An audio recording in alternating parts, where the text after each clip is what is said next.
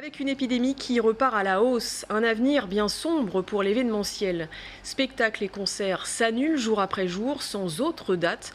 Pour les salariés et intermittents, les temps sont durs. 42% des entreprises tourangelles ont dû réduire leur voilure administrative. Une reprise de leurs activités semble être leur seule planche de salut. Lucas Chopin. Frédéric passe ses journées dans son studio d'enregistrement de Saint-Pierre-des-Corps.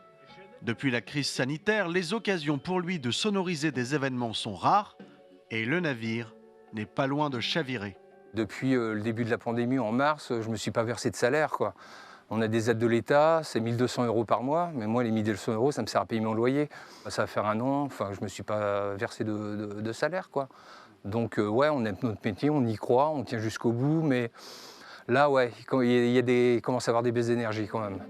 Constat presque similaire pour son voisin et associé Anthony, gérant de l'entreprise Phoenix Events.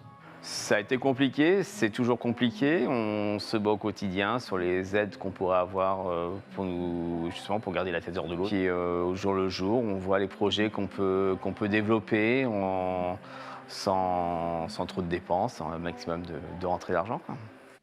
Toutes les semaines, leurs deux entreprises enregistrent des concerts d'artistes locaux pour les diffuser sur Internet, une façon de garder un lien avec la culture.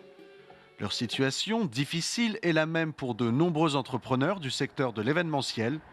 La Chambre de commerce et d'industrie de Touraine a récemment mené une enquête auprès d'une cinquantaine de professionnels. Verdict : 80% des entreprises déplorent plus de 50% de perte de chiffre d'affaires depuis avril. Pourtant, le président l'assure, il est possible de concilier événements et Covid-19. La solution, c'est déjà de ne pas arrêter des activités dont on sait que les gestes barrières sont pratiqués. En intérieur, à partir du moment où les manifestations se font avec le port du masque, une bonne aération, on doit pouvoir reprendre un certain nombre d'activités.